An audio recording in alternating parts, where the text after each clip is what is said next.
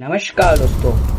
आज हम लोग बात करेंगे भारत के ऐसे योद्धा की जिसने भारत का संविधान लिखा। हाँ, आज हम बात करेंगे डॉक्टर B.R. अम्बेडकर की। Elections are very important. So, elections are important provided they produce 14 अप्रैल 1891 को हुआ। उनका जन्म मध्य प्रदेश के महू में हुआ था। उनके पिता का नाम रामजी सतपाल था, माता का नाम भीमाबाई था। वे दलित अछूत समाज से आते थे। बचपन से ही उन्हें भेदभाव का सामना करना पड़ा। स्कूल में उन्हें अलग बैठाया जाता था और पानी तक नहीं छूने दिया जाता था। फिर भी उन्होंने हार नहीं मानी। पढ़ाई में वे बहुत तेज थे। उन्होंने एलन कॉलेज से पढ़ाई की। वे अपने समाज के पहले ग्रेजुएट बने। आगे की पढ़ाई के लिए वे विदेश गए। उन्होंने कोलंबिया यूनिवर्सिटी से पढ़ाई की। वहां से उन्होंने PhD की। फिर लंदन स्कूल ऑफ इकोनॉमिक्स पे गए। वहां से भी उन्होंने उच्च शिक्षा प्राप्त की। वे कानून के भी बड़े विद्वान थे। भारत लौटकर उन्होंने वकालत शुरू करी। उन्होंने दलितों के अधिकार के लिए लड़ाई लड़ी। उन्होंने बहिष्कृत हितकारिणी सभा की स्थापना की। समाज में बराबरी की आवाज उठाई। उन्होंने छुआछूत के खिलाफ आंदोलन चलाया। मंदिर प्रवेश के लिए भी आंदोलन किया। शिक्षा उनका सबसे बड़ा हथियार था। उनका नारा था, शिक्षित बनो, संगठित बनो और संघर्ष करो। वे एक महान लेखक भी थे। उन्होंने कई किताबें लिखी। उनकी प्रसिद्ध किताब एनिहिलेशन ऑफ कास्ट है। उन्होंने जाति व्यवस्था का विरोध किया। वे सामाजिक समानता चाहते थे। उन्होंने महिलाओं के अधिकारों की भी बात की। वे एक महान अर्थशास्त्री थे। उन्होंने भारतीय रिजर्व बैंक की सोच में योगदान दिया। वे भारत के पहले कानून मंत्री बने। उन्हें संविधान बनाने की जिम्मेदारी मिली। वे संविधान सभा के अध्यक्ष बने। Drafting committee.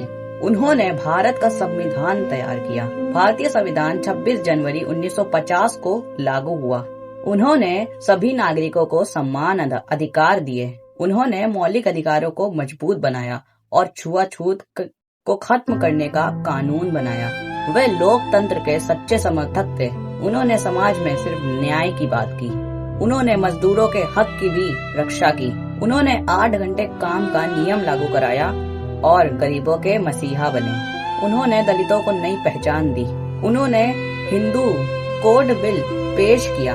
महिलाओं को बराबरी का अधिकार देने की कोशिश की, लेकिन बिल पास नहीं हुआ। इससे वे बहुत दुखी हुए। उन्होंने मंत्री पद से इस्तीफा दे दिया। वे अपने सिद्धांतों पर अड़े रहे। उन्होंने कभी समझौता नहीं किया। 1956 में उन्होंने बौद्ध धर्म अपनाया। लाखों लोगों ने उनके साथ धर्म परिवर्तन किया। वे बाबा साहेब के नाम से प्रसिद्ध हुए। उनका जीवन संघर्ष से भरा हुआ था, पर उन्होंने हार नहीं मानी। उन्होंने समाज को नई दिशा दी। वे समानता के प्रतीक बने। उन्होंने युवाओं को प्रेरणा दी। उनका जीवन एक मिसाल है। उन्होंने गरीबों को हक दिलाया। वे न्याय के योद्धा थे। उन्होंने देश को मजबूत बनाया। वे महान नेता थे। 6 दिसंबर 1956 को उनका निधन हुआ। पूरा देश शोक में डूब गया। हर साल उनकी जयंती मनाई जाती है। लोग उन्हें याद करते हैं। उनका सपना था समान समाज। आज भी लोग उनके रास्ते पर चल रहे हैं। उन्होंने शिक्षा को सबसे जरूरी बताया।